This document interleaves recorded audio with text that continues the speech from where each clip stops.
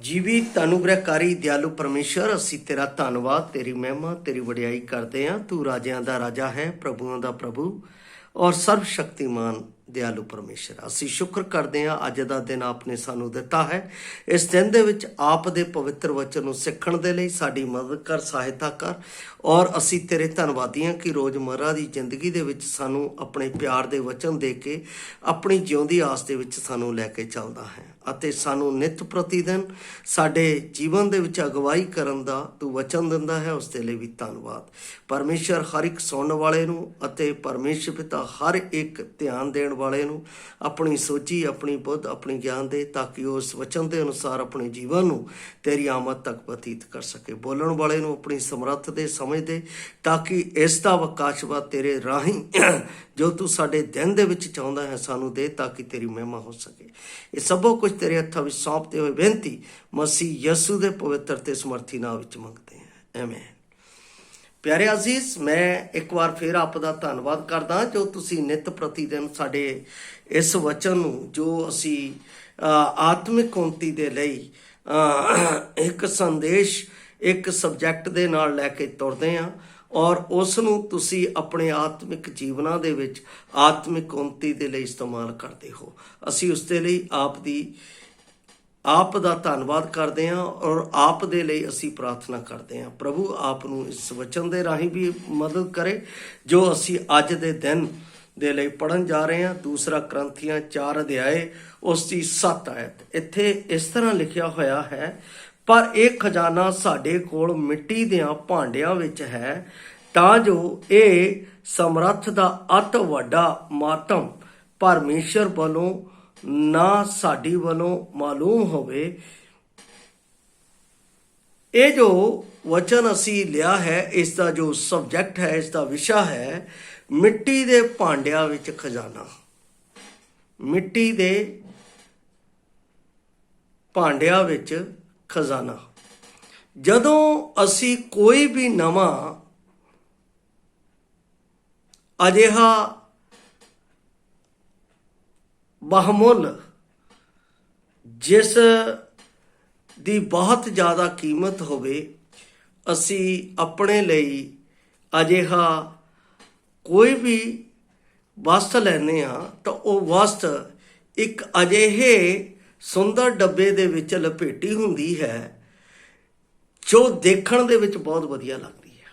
For example, ਉਦਾਹਰਨ, ਜਿਵੇਂ ਕੋਈ ਹੀਰੇ ਨੂੰ ਖਰੀਦਦਾ ਹੈ ਤਾਂ ਹੀਰੇ ਦਾ ਉਹ ਜੋ ਆਪਣਾ ਹੀਰਾ ਹੈ ਉਹ ਕਿੱਥੇ ਰੱਖਿਆ ਹੁੰਦਾ? ਇੱਕ ਅਜਿਹੀ ਸੁੰਦਰ ਡੱਬੀ ਦੇ ਵਿੱਚ ਜਿਹੜੀ ਮਖਮਲ ਦੇ ਕੱਪੜਿਆਂ ਦੇ ਨਾਲ ਲਪੇਟੀ ਹੁੰਦੀ ਹੈ।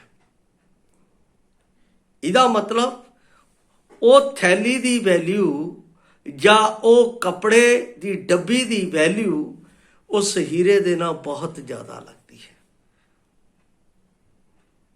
ਪਿਆਰੋ, ਇਸੇ ਤਰ੍ਹਾਂ ਪਰਮੇਸ਼ਵਰ ਵੀ ਸਾਡੇ ਜੀਵਨ ਦੇ ਵਿੱਚ, ਸਾਡੇ ਇਸ ਮਿੱਟੀ ਦੇ ਭਾਂਡੇ ਦੇ ਵਿੱਚ ਵੀ ਇੱਕ ਕੀਮਤੀ ਖਜ਼ਾਨਾ ਸਾਡੇ ਵਿੱਚ ਰੱਖਦਾ ਹੈ, ਜਿਸ ਨੂੰ ਅਸੀਂ ਦੂਸਰਾ ਕਰੰਥੀਆਂ 4:7 ਵਿੱਚ ਪੌਲਸ ਦੇ ਰਾਹੀਂ ਪੜ੍ਹਦੇ ਹਾਂ। ਔਰ ਜਦੋਂ ਅਸੀਂ ਇਹ ਪੌਲਸ ਦੇ ਰਾਹੀਂ ਪੜ੍ਹਦੇ ਹਾਂ ਤਾਂ ਇਸ ਦੀ ਕੁਝ ਖਾਸੀਅਤ ਮੈਂ ਆਪ ਦੇ ਨਾਲ ਦੱਸਣਾ ਚਾਹੁੰਦਾ ਹਾਂ ਜੋ ਸਾਡੇ ਲਈ ਬਹੁਤ ਮਹੱਤਵਪੂਰਨ ਹੈ। ਸੰਦੇਸ਼ ਨੂੰ ਜਦੋਂ ਪੌਲਸ ਲਿਖ ਰਿਹਾ ਸੀ, ਇਸ ਨੂੰ ਸਪਸ਼ਟ ਬਣਾਉਣ ਦੇ ਫਰਜ਼ ਨੂੰ ਬੋਲਣ ਤੇ ਰਸੂਲ ਪੌਲਸ ਹੁਣ ਮਨੁੱਖੀ ਸਾਧਨ ਦੇ ਬਾਰੇ ਸੋਚਦਾ ਹੈ, ਜਿਸ ਨੂੰ ਅੰਜੀਲ ਦਾ ਖਜ਼ਾਨਾ ਕਿਹਾ ਗਿਆ ਹੈ। ਅੰਜੀਲ ਦਾ ਖਜ਼ਾਨਾ ਭਾਵ ਖੁਸ਼ਖਬਰੀ ਦਾ ਖਜ਼ਾਨਾ। ਇਹ ਖੁਸ਼ਖਬਰੀ ਦਾ ਖਜ਼ਾਨਾ ਪਰਮੇਸ਼ਵਰ ਨੇ ਹਰ ਇੱਕ ਵਿਸ਼ਵਾਸ ਕਰਨ ਵਾਲੇ ਦੇ ਅੰਦਰ ਪਾਇਆ ਹੋਇਆ ਹੈ। ਪਿਆਰੋ, ਇਹ ਖੁਸ਼ਖਬਰੀ ਦਾ ਖਜ਼ਾਨਾ ਸਾਡੇ ਜੀਵਨ ਵਿੱਚ ਉਦੋਂ ਆਉਂਦਾ ਹੈ ਜਦੋਂ ਮੈਂ ਆਪਣੇ ਇਸ ਮਿੱਟੀ ਦੇ ਭਾਂਡੇ ਦੀ ਤਸਵੀਰ ਨੂੰ ਜਾਣ ਲੈਂਦਾ ਅਤੇ ਸਮਝ ਲੈਂਦਾ। ਔਰ ਇਸ ਭਾਂਡੇ ਨੂੰ ਜਾਣਨ ਤੋਂ ਪਹਿਲਾਂ ਪਰਮੇਸ਼ਵਰ ਇੱਕ ਖਾਸ ਗੱਲ ਮੈਨੂੰ ਦੱਸਣਾ ਚਾਹੁੰਦਾ ਹੈ, ਜੋ ਮੈਂ ਆਪ ਦੇ ਨਾਲ ਰੂਬਰੂ ਪਰਮੇਸ਼ਰ ਦੇ ਵਚਨ ਦੇ ਵਿੱਚੋਂ ਗਹਿਰਾਈ ਦੇ ਨਾਲ ਦੱਸਾਂਗਾ, ਜਿਸ ਨੂੰ ਦਾਊਦ ਆਪਣੇ ਵਚਨ ਦੇ ਵਿੱਚ ਸਾਫ਼ ਰੀਤੀ ਨਾਲ ਦੱਸ। ਦਾਊਦ, ਜਦੋਂ ਅਸੀਂ ਉਸ ਦਾ 51 ਜ਼ਬੂਰ ਉਸ ਦਾ 5 ਵਚਨ ਪੜ੍ਹਦੇ ਹਾਂ ਤਾਂ ਉਹ ਕੀ ਕਹਿੰਦਾ? ਵੇਖ ਮੈਂ ਮਿੱਟੀ ਵਿੱਚ ਜੰਮਿਆ ਅਤੇ ਪਾਪ ਵਿੱਚ ਮੇਰੀ ਮਾਤਾ ਨੇ ਮੈਨੂੰ ਕੁੱਖ ਵਿੱਚ ਲਿਆ। ਔਰ ਆਯੂਬ ਕੀ ਕਹਿੰਦਾ ਹੈ? ਜਦੋਂ ਅਸੀਂ ਆਯੂਬ ਦੀ ਪੁਸਤਕ ਉਸ ਦਾ 14 ਅਧਿਆਏ ਉਸ ਦੀ 1 ਅਤੇ 2 ਆਇਤਾਂ ਦੇ ਉੱਤੇ ਧਿਆਨ ਕਰਾਂਗੇ। ਆਯੂਬ ਦੀ ਪੁਸਤਕ ਕਹਿੰਦਾ ਹੈ, ਆਦਮੀ ਜੋ ਤੀਵੀਂ ਤੋਂ ਜੰਮਦਾ ਹੈ ਥੋੜੇ ਦਿਨਾਂ ਦਾ ਹੈ ਅਤੇ ਵਿਪਤਾ ਨਾਲ ਭਰਿਆ ਹੋਇਆ ਹੈ। ਉਹ ਫੁੱਲ ਵਾਂਗ ਨਿਕਲਦਾ, ਫੇਰ ਤੋੜਿਆ ਜਾਂਦਾ ਅਤੇ ਸਾਏ ਵਾਂਗੂ ਢਲ ਜਾਂਦਾ ਅਤੇ ਠਹਿਰਦਾ ਹੀ ਨਹੀਂ। ਇਹ ਮਿੱਟੀ ਦਾ ਭਾਂਡਾ ਪਹਿਲਾਂ ਪਾਪ ਦੇ ਨਾਲ ਭਰਿਆ ਹੋਇਆ ਸੀ। ਅਨਆਗਿਆਕਾਰੀਤਾ ਦੇ ਨਾਲ ਇਸ ਦੇ ਵਿੱਚ ਪਾਪ ਨੇ ਪ੍ਰਵੇਸ਼ ਕਰ ਲਿਆ ਸੀ ਔਰ ਇਸ ਦੇ ਉੱਤੇ ਮੋਹਰ ਪਾਪ ਦੀ ਲੱਗ ਚੁੱਕੀ ਸੀ। ਔਰ ਜਦੋਂ ਪਾਪ ਦੀ ਮੋਹਰ ਇਸ ਉੱਤੇ ਲੱਗੀ ਹੋਈ ਸੀ ਤਾਂ ਪਿਆਰੇ ਅਜ਼ੀਜ਼, ਬਾਈਬਲ ਦੇ ਵਿੱਚ ਇਸ ਮਿੱਟੀ ਦੇ ਭਾਂਡੇ ਦੇ ਲਈ ਪਰਮੇਸ਼ਵਰ ਦਾ ਨਿਆਂ ਉਸ ਦੇ ਤਰਾਜੂ ਦੇ ਵਿੱਚ ਪ੍ਰਗਟ ਸੀ। ਉਸਨੇ ਕੀ ਕਿਹਾ? ਕਹਿੰਦਾ ਹੈ, ਰੋਮੀਆਂ ਦੀ ਪੁਸਤਕ 6 ਅਧਿਆਏ ਉਸ ਦੀ 23 ਆਇਤ ਦੇ ਵਿੱਚ ਲਿਖਿਆ ਹੈ, ਪਾਪ ਦੀ ਮਜ਼ਦੂਰੀ ਤਾਂ ਮੌਤ ਹੈ, ਪਰ ਪਰਮੇਸ਼ਵਰ ਦੀ ਬਖਸ਼ਿਸ਼ ਮਸੀਹ ਯਸੂ ਦੇ ਵਿੱਚ ਸਦੀਪਕ ਜਿਉਣ ਹੈ। ਪਰ ਜਦੋਂ ਇਹ ਮਿੱਟੀ ਦੇ ਭਾਂਡੇ ਦੇ ਨਾਲ ਮੈਂ ਇਸ ਗੱਲ ਦਾ ਇਕਰਾਰ ਕਰ ਲੈਂਦਾ ਹਾਂ ਕਿ ਪ੍ਰਭੂ ਯਸੂ ਮਸੀਹ ਜੋ ਪਰਮੇਸ਼ਵਰ ਦਾ ਪੁੱਤਰ ਸੀ, ਉਹ ਮਿੱਟੀ ਦੇ ਇਸ ਭਾਂਡੇ ਨੂੰ ਜਿਹੜਾ ਪਾਪ ਦੇ ਦਾਗ ਦੇ ਨਾਲ ਭਰਿਆ ਹੋਇਆ ਸੀ, ਜਿਹੜਾ ਪਾਪ ਦੇ ਨਾਲ ਭ੍ਰਿਸ਼ਟ ਹੋ ਚੁੱਕਾ ਸੀ, ਜੋ ਆਦਰ ਦੇ ਪਰਮੇਸ਼ਵਰ ਦੇ ਅੱਗੇ ਆਦਰ ਦੇ ਯੋਗ ਨਹੀਂ ਸੀ, ਜੋ ਪਰਮੇਸ਼ਵਰ ਦੇ ਅੱਗੇ ਪਾਉਣ ਦੇ ਯੋਗ ਨਹੀਂ ਸੀ, ਉਸ ਨੂੰ ਆਦਰ ਦੇ ਯੋਗ ਬਣਾਉਣ ਦੇ ਲਈ, ਉਸ ਨੂੰ ਪਾਉਣ ਦੇ ਯੋਗ ਬਣਾਉਣ ਦੇ ਲਈ ਪਰਮੇਸ਼ਵਰ ਨੇ ਸਵੈਂ ਇਸ ਮਿੱਟੀ ਦੇ ਭਾਂਡੇ ਨੂੰ ਮੁੜ ਨਵਾਂ ਬਣਾਉਣ ਦੇ ਲਈ ਆਪਣੇ ਪਿਆਰੇ ਪੁੱਤਰ ਪ੍ਰਭੂ ਯਿਸੂ ਮਸੀਹ ਦੇ ਰਾਹੀਂ ਇਸ ਬਰਤਨ ਦਾ ਸਹੀ ਅਤੇ ਆਦਰਯੋਗ ਅਤੇ ਇਸ ਨੂੰ ਨਵਾਂ ਬਣਾਉਣ ਦੇ ਲਈ ਪਰਮੇਸ਼ਵਰ ਨੇ ਜੋ ਕਾਰਜ ਕੀਤਾ ਹੈ ਉਹ ਮਹਿਮਾ ਅਤੇ ਵਡਿਆਈ ਦੇ ਯੋਗ ਹੈ। ਉਸਨੇ ਆਪਣੇ ਪਿਆਰੇ ਪੁੱਤਰ ਪ੍ਰਭੂ ਯਿਸੂ ਮਸੀਹ ਜੀ ਨੂੰ, ਮੇਰੇ ਪਾਪੀ ਮਨੁੱਖ ਨੂੰ, ਮੇਰੇ ਜਿਹੇ ਪਾਪੀ ਅਤੇ ਮਿੱਟੀ ਦੇ ਬਰਤਨ ਨੂੰ ਸ਼ੁੱਧ ਅਤੇ ਖਾਲਸ ਕਰਨ ਦੇ ਲਈ ਆਪਣੇ ਪਿਆਰੇ ਪੁੱਤਰ ਦਾ ਸਰਫਾ ਨਹੀਂ ਕੀਤਾ, ਬਲਕਿ ਉਸ ਦੇ ਉੱਤੇ ਮੇਰੇ ਪਾਪ ਲੱਦ ਕੇ ਮੇਰੇ ਪਾਪਾਂ ਦਾ ਰਿਣ ਚੁਕਾਉਣ ਦੇ ਲਈ ਉਸ ਨੂੰ ਕਲਵਰੀ ਕਰੂਸ ਦੇ ਉੱਤੇ ਚਾੜ ਦਿੱਤਾ। ਔਰ ਜਦੋਂ ਉਹ ਮੇਰੇ ਪਾਪਾਂ ਲਈ ਮਾਰਿਆ ਗਿਆ, ਉਸ ਦਾ ਲਹੂ ਉਸ ਦੇ ਸਰੀਰ ਦੇ ਵਿੱਚੋਂ ਬਹਾਇਆ ਗਿਆ, ਤਾਂ ਬਾਣੀ ਦੱਸਦੀ ਆ ਉਸ ਦੇ ਲਹੂ ਬਹਾਏ ਜਾਣ ਦੇ ਨਾਲ ਅਸੀਂ ਸ਼ੁੱਧ ਅਤੇ ਪਵਿੱਤਰ ਕੀਤੇ ਗਏ। ਇਹੀ ਗੱਲ ਉਹ ਕਹਿੰਦਾ ਹੈ ਪਹਿਲਾ ਯਹੋਨਾ 1:9 ਦੇ ਵਿੱਚ, ਜੇ ਅਸੀਂ ਆਪਣੇ ਪਾਪਾਂ ਦਾ ਇਕਰਾਰ ਉਹਦੇ ਅੱਗੇ ਇਸ ਮਿੱਟੀ ਦੇ ਭਾਂਡੇ ਦੇ ਵਿੱਚ ਜੇ ਅਸੀਂ ਆਪਣੇ ਪਾਪਾਂ ਦਾ ਇਕਰਾਰ ਉਹਦੇ ਅੱਗੇ ਕਰ ਲਈਏ ਤਾਂ ਉਹ ਸਾਡੇ ਪਾਪਾਂ ਨੂੰ ਮਾਫ ਕਰਨ ਦੇ ਲਈ ਵਿਸ਼ਵਾਸਯੋਗ ਧਰਮੀ ਹੈ। ਇਸ ਮਿੱਟੀ ਦੇ ਭਾਂਡੇ ਨੂੰ ਸਹੀ ਬਣਾਉਣ ਦੇ ਲਈ, ਆਦਰ ਦੇ ਯੋਗ ਬਣਾਉਣ ਦੇ ਲਈ, ਮਹਿਮਾ ਦੇ ਯੋਗ ਬਣਾਉਣ ਦੇ ਲਈ, ਪਰਮੇਸ਼ਵਰ ਦੇ ਅੱਗੇ ਉਸ ਦੀ ਉਸਤਤ ਕਰਨ ਦੇ ਲਈ, ਉਸ ਦਾ ਧੰਨਵਾਦ ਕਰਨ ਦੇ ਲਈ, ਉਸ ਦੀ ਵਡਿਆਈ ਦੇ ਅਲਫਾਜ਼ਾਂ ਨੂੰ ਉਸ ਦੇ ਅੱਗੇ ਪ੍ਰਸਤੁਤ ਕਰਨ ਦੇ ਲਈ ਪਰਮੇਸ਼ਵਰ ਨੇ ਇਸ ਭਾਂਡੇ ਨੂੰ ਆਪਣੇ ਪੁੱਤਰ ਦਾ ਪਵਿੱਤਰ ਲਿਬਾਸ ਮੈਨੂੰ ਪਵਾ ਦਿੱਤਾ, ਜਿਸ ਦੇ ਨਾਲ ਅੱਜ ਪਰਮੇਸ਼ਵਰ ਮੈਨੂੰ ਆਪਣੇ ਪੁੱਤਰ ਦੇ ਰਾਹੀਂ ਵੇਖਦਾ ਹੈ, ਜਿਸ ਦੇ ਵਿੱਚ ਉਹ ਮੈਨੂੰ ਆਪਣੇ ਆਦਰ ਅਤੇ ਮਹਿਮਾ ਦੇ ਯੋਗ ਗਿਣਦਾ ਹੈ। ਔਰ ਇਸ ਵਿੱਚ ਪਰਮੇਸ਼ਵਰ ਨੇ ਉਹ ਖੁਸ਼ਖਬਰੀ ਦਾ ਖਜ਼ਾਨਾ ਸਾਡੇ ਵਿੱਚ ਭਰ ਦਿੱਤਾ ਹੈ। ਉਹ ਖੁਸ਼ਖਬਰੀ ਦਾ ਖਜ਼ਾਨਾ ਪਰਮੇਸ਼ਵਰ ਦੇ ਅਨੰਤ ਜੀਵਨ ਦਾ ਹੈ। ਉਹ ਖੁਸ਼ਖਬਰੀ ਦਾ ਖਜ਼ਾਨਾ ਪਰਮੇਸ਼ਵਰ ਦੀ ਸੰਤਾਨ ਹੋਣ ਦਾ ਹੈ। ਉਹ ਖੁਸ਼ਖਬਰੀ ਦਾ ਖਜ਼ਾਨਾ ਪਰਮੇਸ਼ਵਰ ਦੀਆਂ ਸਵਰਗੀ ਬਰਕਤਾਂ ਪ੍ਰਾਪਤ ਕਰਨ ਦਾ ਹੈ।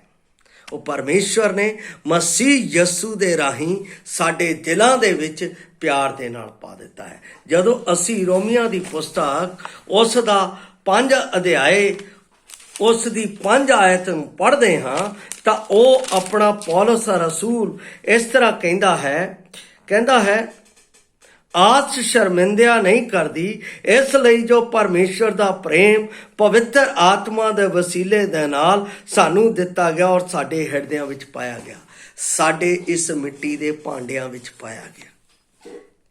ਇਸ ਲਈ ਅਸੀਂ ਪਰਮੇਸ਼ਰ ਦੀ ਉਸ ਦਇਆ ਦੇ ਨਾਲ ਪ੍ਰਭੂ ਯਿਸੂ ਮਸੀਹ ਦੀ ਕਿਰਪਾ ਦੇ ਵਿੱਚ ਆਦਰਯੋਗ ਭਾਂਡੇ ਬਣਾਏ ਗਏ। ਇਹ ਕੋਈ ਆਮ ਗੱਲ ਨਹੀਂ ਹੈ। ਇਹ ਇਸ ਕਰਕੇ ਮੈਂ ਆਪ ਨੂੰ ਦੱਸਣਾ ਚਾਹੁੰਦਾ, ਖਜ਼ਾਨਾ ਖੁਸ਼ਖਬਰੀ ਦਾ ਸ਼ਾਨਦਾਰ ਸੰਦੇਸ਼ ਹੈ। ਮਿੱਟੀ ਦਾ ਭਾਂਡਾ ਦੂਜੇ ਪਾਸੇ ਨਾਜ਼ੁਕ ਮਨੁੱਖੀ ਸਰੀਰ ਹੈ। ਦੋਹਾਂ ਦੇ ਵਿਚਕਾਰ ਤੁਲਨਾ ਅਦਭੁਤ ਹੈ। ਖੁਸ਼ਖਬਰੀ ਇੱਕ ਕੀਮਤੀ ਹੀਰੇ ਦੇ ਵਾਂਗ ਹੈ ਜੋ ਕਿ ਹਰੇਕ ਪਾਸਿਓਂ ਜਿਸ ਵੱਲ ਵੀ ਇਸ ਨੂੰ ਮੋੜਿਆ ਜਾਂਦਾ ਹੈ ਤੇਜ਼ ਨਾਲ ਚਮਕਦਾ ਹੈ ਅਤੇ ਇਹ ਸੋਚਣਾ ਕਿ ਇਸ ਤਰ੍ਹਾਂ ਦਾ ਇੱਕ ਕੀਮਤੀ ਹੀਰਾ ਜੋ ਸੋਹਣਾ ਅਤੇ ਇੱਕ ਨਾਜ਼ੁਕ ਅਤੇ ਦੁਰਲਭ ਮਿੱਟੀ ਦੇ ਭਾਂਡੇ ਵਿੱਚ ਸੌਂਪਿਆ ਗਿਆ ਹੈ। ਪਿਆਰੋ, ਇਸ ਲਈ ਤਾਂ ਪਰਮੇਸ਼ਰ ਨੇ ਕਿਹਾ ਹੈ ਕਿ ਤੁਸੀਂ ਆਕਾਸ਼ ਦੇ ਪੰਛੀਆਂ ਨਾਲੋਂ ਬਹੁਮੁੱਲੇ ਨਹੀਂ, ਕਿਉਂਕਿ ਉਸਨੇ ਆਪਣਾ ਆਤਮਾ ਮੈਨੂੰ ਦਿੱਤਾ ਹੈ। ਸਰਵਪ੍ਰਥਮ ਉਹ ਆਤਮਾ ਜੋ ਮੈਨੂੰ ਦਿੱਤਾ ਹੈ ਉਹ ਪਰਮੇਸ਼ਰ ਦੀ ਸੰਤਾਨ ਹੋਣ ਦੇ ਲਈ ਦਿੱਤਾ ਗਿਆ ਹੈ। ਕਿਉਂਕਿ ਮੈਂ ਆਪਣੇ ਆਪ ਪਰਮੇਸ਼ਰ ਨੂੰ ਸਵੀਕਾਰ ਨਹੀਂ ਕਰ ਸਕਦਾ ਸੀ, ਮੈਂ ਆਪਣੇ ਆਪ ਪਰਮੇਸ਼ਰ ਕੋਲ ਨਹੀਂ ਸੀ ਆ ਸਕਦਾ। ਪਰਮੇਸ਼ਰ ਮੇਰੇ ਕੋਲ ਆਇਆ, ਮੈਨੂੰ ਪਾਲਿਆ ਅਤੇ ਮੈਨੂੰ ਬਚਾਇਆ ਆਪਣੇ ਪੁੱਤਰ ਦੇ ਰਾਹੀਂ, ਔਰ ਮੇਰੇ ਵਿੱਚ ਬਹੁਮੁੱਲਾ ਖਜ਼ਾਨਾ ਖੁਸ਼ਖਬਰੀ ਦਾ ਪਾ ਦਿੱਤਾ ਜੋ ਇੱਕ ਹੀਰੇ ਦੀ ਮਾਨੰਦ ਹੈ, ਜਿਸ ਨੂੰ ਹਰ ਕੋਈ ਲੋਚਦਾ ਹੈ, ਜਿਸ ਨੂੰ ਹਰ ਕੋਈ ਪਾਉਣਾ ਚਾਹੁੰਦਾ ਹੈ ਕਿ ਮੈਨੂੰ ਸਦਾ ਦਾ ਜੀਵਨ ਮਿਲ ਜਾਏ, ਮੈਨੂੰ ਪਰਮੇਸ਼ਰ ਦੇ ਪੁੱਤਰ ਹੋਣ ਦਾ ਅਧਿਕਾਰ ਮਿਲ ਜਾਏ, ਮੈਨੂੰ ਪਰਮੇਸ਼ਰ ਦੀਆਂ ਸਵਰਗੀ ਸਾਰੀਆਂ ਬਰਕਤਾਂ ਮਿਲ ਜਾਣ ਜਿਹੜੀਆਂ ਪਰਮੇਸ਼ਰ ਨੇ ਆਪਣੇ ਪੁੱਤਰ ਦੇ ਰਾਹੀਂ ਮੇਰੇ ਜੀਵਨ ਵਿੱਚ ਠਹਿਰਾਈਆਂ ਨੇ। ਜੇ ਤੁਸੀਂ ਚਾਹੁੰਦੇ ਹੋ ਕਿ ਇਹ ਮਿੱਟੀ ਦੇ ਭਾਂਡਿਆਂ ਦੇ ਵਿੱਚ ਪਰਮੇਸ਼ਰ ਦਾ ਖਜ਼ਾਨਾ ਆਵੇ ਔਰ ਅਸੀਂ ਇਹਦੇ ਨਾਲ ਭਰਪੂਰ ਹੋਈਏ, ਤਾਂ ਪਹਿਲਾਂ ਤੁਹਾਨੂੰ ਪਰਮੇਸ਼ਰ ਦੀ ਖੁਸ਼ਖਬਰੀ ਭਾਵ ਪ੍ਰਭੂ ਯਿਸੂ ਮਸੀਹ ਜੀ ਨੂੰ ਸਵੀਕਾਰ ਕਰਨਾ ਪਏਗਾ। ਜੇ ਤੁਸੀਂ ਪ੍ਰਭੂ ਯਿਸੂ ਮਸੀਹ ਜੀ ਨੂੰ ਸਵੀਕਾਰ ਕਰ ਚੁੱਕੇ ਹੋ ਤਾਂ ਤੁਸੀਂ ਪ੍ਰਭੂ ਦੇ ਪ੍ਰੇਮ ਦੇ ਵਿੱਚ ਅੱਗੇ ਵਧਣਾ ਹੈ, ਕਿਉਂਕਿ ਪਰਮੇਸ਼ਰ ਨੇ ਕਮਾਂਡ ਚੇਲਿਆਂ ਨੂੰ ਇੱਕੋ ਹੀ ਦਿੱਤੀ ਹੈ। ਯੋਹੰਨਾ 13:34-35 ਦੇ ਵਿੱਚ ਤੁਸੀਂ ਇੱਕ ਦੂਜੇ ਨਾਲ ਪਿਆਰ ਕਰੋ, ਇਸ ਤੋਂ ਲੋਕ ਜਾਣਨਗੇ ਕਿ ਤੁਸੀਂ ਮੇਰੇ ਚੇਲੇ ਹੋ। ਅਸੀਂ ਜੇ ਪਰਮੇਸ਼ਰ ਦੇ ਚੇਲੇ ਹਾਂ, ਅਸੀਂ ਜੇ ਪਰਮੇਸ਼ਰ ਦੇ ਭਗਤ ਹਾਂ, ਤਾਂ ਸਾਡੇ ਵਿੱਚ ਪਰਮੇਸ਼ਰ ਦਾ ਪ੍ਰੇਮ ਹੋਣਾ ਚਾਹੀਦਾ ਹੈ। ਔਰ ਬਾਈਬਲ ਦੱਸਦੀ ਹੈ ਜੇ ਪਰਮੇਸ਼ਰ ਦਾ ਪ੍ਰੇਮ ਹੈ ਤਾਂ ਇਹ ਖਜ਼ਾਨਾ ਜਿਹੜਾ ਸਾਡੇ ਅੰਦਰ ਪਾਇਆ ਗਿਆ ਹੈ, ਜਿਸ ਨੂੰ ਗਲਾਤੀਆਂ ਦੀ ਪੁਸਤਕ ਦੇ ਵਿੱਚ ਅਸੀਂ ਸਾਫ਼ ਰੀਤੀ ਨਾਲ ਦੇਖ ਸਕਦੇ ਹਾਂ। 5 ਅਧਿਆਏ ਜਦੋਂ ਅਸੀਂ ਉਸ ਦੀ 22 ਅਤੇ 23 ਆਇਤ ਨੂੰ ਦੇਖਦੇ ਹਾਂ ਤਾਂ ਇਹ ਖਜ਼ਾਨਾ ਸਾਡੇ ਵਿੱਚ ਪਰਮੇਸ਼ਰ ਦੇ ਆਤਮਾ ਦੇ ਰਾਹੀਂ ਪਾਇਆ ਗਿਆ। ਸਭ ਤੋਂ ਪਹਿਲਾਂ ਇਹ ਖਜ਼ਾਨੇ ਦੇ ਵਿੱਚ ਕੀ ਹੈ? ਪਰਮੇਸ਼ਰ ਦਾ ਪ੍ਰੇਮ, ਪਰਮੇਸ਼ਰ ਦਾ ਨਿਸਵਾਰਥ ਪ੍ਰੇਮ। ਜੇ ਉਸਨੇ ਮੇਰੇ ਨਾਲ ਨਿਸਵਾਰਥ ਪ੍ਰੇਮ ਕੀਤਾ ਹੈ ਤਾਂ ਮੈਨੂੰ ਆਪਣੇ ਭਾਈ ਭੈਣਾਂ ਦੇ ਨਾਲ ਨਿਸਵਾਰਥ ਪ੍ਰੇਮ ਕਰਨਾ ਹੈ। ਕਲੀਸਿਆ ਦੇ ਵਿੱਚ ਕਈ ਵਾਰ ਸਾਡੇ ਵਿੱਚ ਆਪਸੀ ਮਨਮੁਟਾਵ ਹੋ ਜਾਂਦੇ ਆ ਤੇ ਅਸੀਂ ਆਪਣੇ ਭੈਣ ਭਰਾਵਾਂ ਨੂੰ ਬੁਲਾਉਂਦੇ ਨਹੀਂ, ਅਸੀਂ ਉਹਨਾਂ ਦੇ ਨਾਲ ਸੰਗਤ ਕਰਦੇ ਨਹੀਂ, ਅਸੀਂ ਉਹਨਾਂ ਦੀਆਂ ਮੀਟਿੰਗਾਂ ਦੇ ਵਿੱਚ ਸ਼ਾਮਲ ਨਹੀਂ ਹੁੰਦੇ। ਪਿਆਰੋ, ਇਸ ਮਿੱਟੀ ਦੇ ਭਾਂਡੇ ਦੇ ਵਿੱਚ ਫਿਰ ਉਹ ਪਰਮੇਸ਼ਰ ਦਾ ਪ੍ਰੇਮ ਸਾਡੇ ਵਿੱਚ ਹੈ ਨਹੀਂ। ਬਾਈਬਲ ਦੱਸਦੀ ਹੈ ਪ੍ਰੇਮ ਸਾਰੇ ਪਾਪਾਂ ਨੂੰ ਢੱਕ ਲੈਂਦਾ ਹੈ। ਇਹਦਾ ਮਤਲਬ ਜੋ ਪ੍ਰੇਮ ਮੇਰੇ ਵਿੱਚ ਹੈ ਤਾਂ ਜੋ ਗਲਤੀ ਕਿਸੇ ਸਾਡੇ ਭਾਈ ਭੈਣ ਦੇ ਵਿੱਚ ਹੋਈ ਹੈ ਜਾਂ ਕਿਸੇ ਭਾਈ ਭੈਣ ਦੇ ਨਾਲ ਸਾਡੇ ਮਨਮੁਟਾਵ ਹੈ ਤਾਂ ਮਸੀਹ ਯਿਸੂ ਦੇ ਵਿੱਚ ਅਸੀਂ ਉਸ ਨੂੰ ਮਾਫ ਕਰਕੇ ਉਸ ਦੇ ਨਾਲ ਗਲੇ ਲੱਗ ਕੇ ਪਰਮੇਸ਼ਰ ਦੇ ਪ੍ਰੇਮ ਵਿੱਚ ਅੱਗੇ ਵਧਣਾ ਹੈ। ਜਿਸ ਦੇ ਲਈ ਕੋਲੋਸੀਆਂ ਦਾ ਲਿਖਣ ਵਾਲਾ 3 ਆਇਤ ਦੇ ਵਿੱਚ ਕੀ ਕਹਿੰਦਾ ਹੈ ਉਹ ਵੀ ਮੈਂ ਆਪ ਦੇ ਲਈ ਪੜ੍ਹ ਰਿਹਾ ਹਾਂ। 3 ਅਧਿਆਏ ਦੀ ਮੈਂ ਆਪ ਦੇ ਲਈ ਕੋਲੋਸੀਆਂ ਦੀ ਪੁਸਤਕ 3 ਅਧਿਆਏ ਉਸ ਦੀ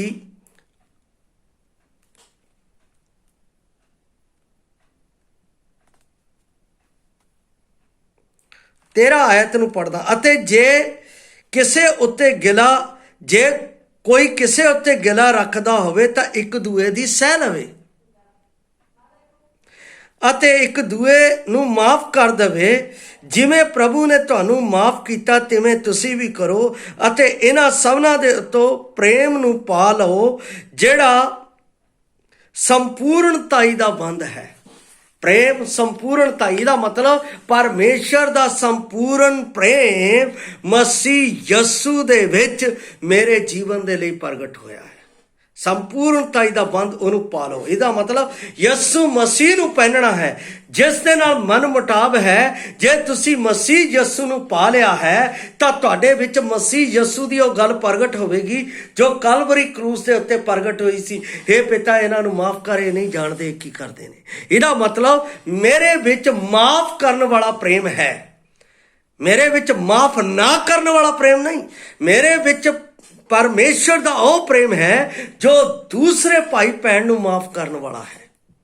ਜੇ ਉਹ ਪ੍ਰੇਮ ਮੇਰੇ ਵਿੱਚ ਨਹੀਂ, ਮੇਰੇ ਇਸ ਭਾਂਡੇ ਦੇ ਵਿੱਚ ਨਹੀਂ, ਤਾਂ ਮੈਂ ਪਰਮੇਸ਼ਰ ਦੇ ਲਈ ਆਦਰਯੋਗ ਭਾਂਡਾ ਨਹੀਂ ਹਾਂ। ਆਦਰਯੋਗ ਭਾਂਡਾ ਬਣਨਾ ਹੈ ਤਾਂ ਪਰਮੇਸ਼ਰ ਦਾ ਪ੍ਰੇਮ ਮੇਰੇ ਦਿਲ ਦੇ ਵਿੱਚ ਹੋਣਾ ਜ਼ਰੂਰੀ ਹੈ, ਉਹ ਪ੍ਰਗਟ ਹੋਣਾ ਚਾਹੀਦਾ ਹੈ। ਔਰ ਇਹ ਖਜ਼ਾਨਾ ਪਰਮੇਸ਼ਰ ਨੇ ਖੁਸ਼ਖਬਰੀ ਦੇ ਰਾਹੀਂ ਮਸੀਹ ਯਸੂ ਦੀ ਕੁਰਬਾਨੀ ਦੇ ਰਾਹੀਂ ਮੇਰੇ ਵਿੱਚ ਪਾਇਆ ਹੋਇਆ ਹੈ। ਉਸ ਨੂੰ ਮੈਂ ਬਾਹਰ ਨਹੀਂ ਕੱਢ ਸਕਦਾ। ਜੇ ਮੈਂ ਕਿਸੇ ਭਾਈ ਭੈਣ ਦੇ ਨਾਲ ਮਿਲਦਾ ਹਾਂ, ਕਿਸੇ ਬੈਰੀ ਨਾਲ ਮਿਲਦਾ ਹਾਂ, ਕਿਸੇ ਨਾਲ ਵੀ ਮਿਲਦਾ, ਤਾਂ ਉਹ ਪ੍ਰੇਮ ਮੇਰੇ ਵਿੱਚ ਪ੍ਰਗਟ ਹੁੰਦਾ ਹੈ ਔਰ ਮੇਰੇ ਰਾਹੀਂ ਸਭਨਾਂ ਦੇ ਵਿੱਚ ਪ੍ਰਗਟ ਹੁੰਦਾ। ਅਤੇ ਲੋਕ ਇਸ ਤੋਂ ਜਾਣਦੇ ਆ ਕਿ ਇਹ ਯਸੂ ਮਸੀਹ ਦੇ ਚੇਲੇ ਆ, ਜਿਨ੍ਹਾਂ ਨੇ ਮਸੀਹ ਯਸੂ ਨੂੰ ਸਵੀਕਾਰ ਕਰ ਲਿਆ। ਪਿਆਰੋ, ਇਹ ਮਿੱਟੀ ਦੇ ਭਾਂਡਿਆਂ ਦਾ ਖਜ਼ਾਨਾ ਦੂਸਰਿਆਂ ਦੇ ਸਾਹਮਣੇ ਨਜ਼ਰ ਆਉਣਾ ਚਾਹੀਦਾ। ਜੇ ਨਜ਼ਰ ਨਹੀਂ ਆ ਰਿਹਾ, ਇਹਦਾ ਮਤਲਬ ਤੁਹਾਡੀ ਕੀਮਤ ਨਜ਼ਰ ਨਹੀਂ ਆ ਰਹੀ। ਜੋ ਪਰਮੇਸ਼ਵਰ ਨੇ ਆਪਣਾ ਖੂਨ ਬਹਾ ਕੇ ਮੈਨੂੰ ਮੁੱਲ ਲਿਆ ਹੈ, ਉਹ ਕੀਮਤ ਨਜ਼ਰ ਨਹੀਂ ਆ ਰਹੀ। ਉਹ ਨਜ਼ਰ ਆਣੀ ਚਾਹੀਦੀ ਹੈ ਮੈਨੂੰ ਹਰ ਇੱਕ ਦੇ ਨਾਲ ਪ੍ਰੇਮ ਕਰਕੇ। ਔਰ ਜਦੋਂ ਮੈਂ ਪ੍ਰੇਮ ਕਰਦਾ ਹਾਂ, ਤਦ ਪਰਮੇਸ਼ਵਰ ਦਾ ਧਨ ਜਿਹੜਾ ਮੇਰੇ ਵਿੱਚ ਪਾਇਆ ਹੋਇਆ ਹੈ ਉਹ ਵੱਧਦਾ ਹੈ। ਪਿਆਰ ਘਟਦਾ ਨਹੀਂ, ਪਿਆਰ ਵੱਧਦਾ ਹੈ। ਔਰ ਇਹ ਤੁਹਾਡੇ ਵਿੱਚ ਵਧਣਾ ਚਾਹੀਦਾ। ਜੇ ਨਹੀਂ ਵਧ ਰਿਹਾ ਤਾਂ ਸੋਚੋ ਤੁਹਾਡੇ ਜੀਵਨ ਦੇ ਵਿੱਚ ਕਮੀ ਹੈ। ਜੇ ਕਮੀ ਹੈ ਤਾਂ ਉਸ ਨੂੰ ਪਰਮੇਸ਼ਵਰ ਦੇ ਕੋਲ ਆ ਕੇ ਮਾਫੀ ਮੰਗੋ, ਉਸ ਭਾਈ ਭੈਣ ਦੇ ਨਾਲ ਮਾਫੀ ਮੰਗੋ, ਤਾਂ ਤੁਸੀਂ ਜ਼ਰੂਰ ਵਧੋਗੇ ਔਰ ਪਰਮੇਸ਼ਵਰ ਦੀ ਆਸ਼ੀਸ਼ ਤੁਹਾਡੇ ਜੀਵਨ ਦੇ ਵਿੱਚ ਤੁਹਾਨੂੰ ਪ੍ਰਫੁੱਲਿਤ ਕਰੇਗੀ, ਅੱਗੇ ਵਧਾਵੇਗੀ। ਇਹ ਹੋ ਸਕਦਾ ਹੈ ਜੇ ਤੁਸੀਂ ਮਸੀਹ ਯਸੂ ਦੇ ਵਿੱਚ ਉਸ ਦੇ ਪ੍ਰਗਾੜ ਪ੍ਰੇਮ ਨੂੰ ਆਪਣੇ ਦਿਲ ਵਿੱਚ ਪਾ ਕੇ ਰੱਖਿਆ ਹੋਇਆ ਹੈ। ਇਸ ਕਰਕੇ ਆਤਮਾ ਦੇ ਪਹਿਲੇ ਫਲ ਦੇ ਵਿੱਚ ਅਸੀਂ ਪਰਮੇਸ਼ਰ ਦਾ ਪ੍ਰੇਮ ਦੇਖਦੇ ਹਾਂ ਜੋ ਸਾਡੇ ਦਿਲਾਂ ਦੇ ਵਿੱਚ ਪਾਇਆ ਹੋਇਆ। ਇਹ 9 ਤਰ੍ਹਾਂ ਦੇ ਖਜ਼ਾਨੇ ਮੇਰੇ ਵਿੱਚ ਪਰਮੇਸ਼ਰ ਨੇ ਆਪਣੇ ਆਤਮਾ ਦੇ ਫਲ ਦੇ ਨਾਲ ਪਾਏ ਆ। ਇਸ ਲਈ ਮੈਂ ਪਰਮੇਸ਼ਰ ਦੀ ਨਜ਼ਰ ਦੇ ਵਿੱਚ ਕੀਮਤੀ ਹਾਂ। ਉਹ ਆਤਮਾ ਦੇ ਫਲ ਮੇਰੀ ਆਤਮਾ ਦੇ ਵਿੱਚ ਜਦੋਂ ਚਮਕਦੇ ਆ, ਹੀਰੇ ਦੀ ਤਰ੍ਹਾਂ ਚਮਕਦੇ ਆ, ਤਾਂ ਹਰ ਕੋਈ ਇਸ ਦੇ ਵਿੱਚ ਆਕਰਸ਼ਿਤ ਹੁੰਦਾ ਹੈ। ਪਰਮੇਸ਼ਵਰ ਦੇ ਜਨ ਨੂੰ ਦੇਖ ਕੇ ਕਿਸੇ ਨੂੰ ਨਫ਼ਰਤ ਨਹੀਂ ਆਉਣੀ ਚਾਹੀਦੀ, ਆਕਰਸ਼ਣ ਆਉਣਾ ਚਾਹੀਦਾ ਹੈ।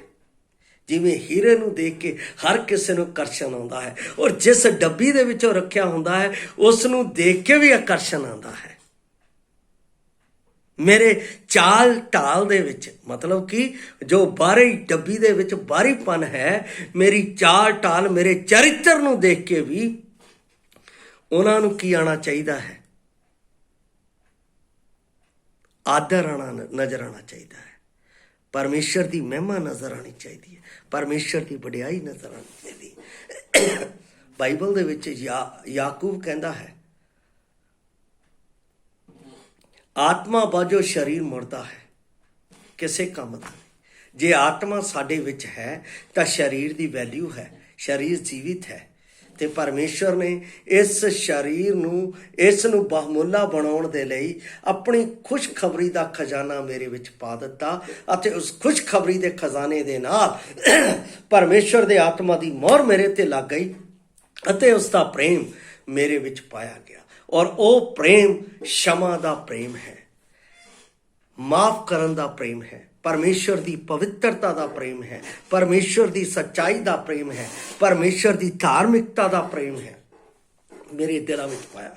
ਜੇ ਤੁਹਾਡੇ ਦਿਲਾਂ ਵਿੱਚ ਹੈ ਤਾਂ ਬਾਰੀ ਤਰੀਕੇ ਨਾਲ ਨਜ਼ਰ ਆਵੇਗਾ ਅਤੇ ਲੋਕ ਕਹਿਣਗੇ ਇਹ ਪਰਮੇਸ਼ਰ ਦੇ ਖਜ਼ਾਨੇ ਦੇ ਨਾਲ ਭਰਪੂਰ ਹੈ ਔਰ ਪਰਮੇਸ਼ਰ ਇਹਨਾਂ ਦੇ ਵਿੱਚ ਹੋ ਕੇ ਗੱਲ ਕਰਦਾ ਹੈ। ਉਹ ਤੁਹਾਡਾ ਆਦਰ ਕਰਨਗੇ, ਤੁਹਾਡਾ ਰਿਕਾਰਡ ਕਰਨਗੇ। ਇਸ ਲਈ ਆਓ ਇਸ ਮਿੱਟੀ ਦੇ ਭਾਂਡੇ ਦੇ ਵਿੱਚ ਜੇ ਅਸੀਂ ਉਹ ਖਜ਼ਾਨਾ ਪਾਇਆ ਹੈ ਤਾਂ ਅਸੀਂ ਧਨ ਹਾਂ, ਜੇ ਨਹੀਂ ਪਾਇਆ ਹੈ ਤਾਂ ਇਸ ਦੀ ਕੋਈ ਵੈਲਿਊ ਨਹੀਂ। ਇੱਕ ਵਚਨ ਮੈਂ ਆਖਰੀ ਪੜ੍ਹ ਕੇ ਸਮਾਪਤੀ ਵਿੱਚ ਜਾਵਾਂਗਾ। ਦੂਸਰਾ ਤਿਮੋਥੀਅਸ 2:20 ਦੇ ਵਿੱਚ ਪੌਲਸ ਰਸੂਲ ਇਸ ਭਾਂਡੇ ਦੇ ਲਈ ਇੱਕ ਵਚਨ ਯੂਜ਼ ਕਰ ਰਿਹਾ ਹੈ।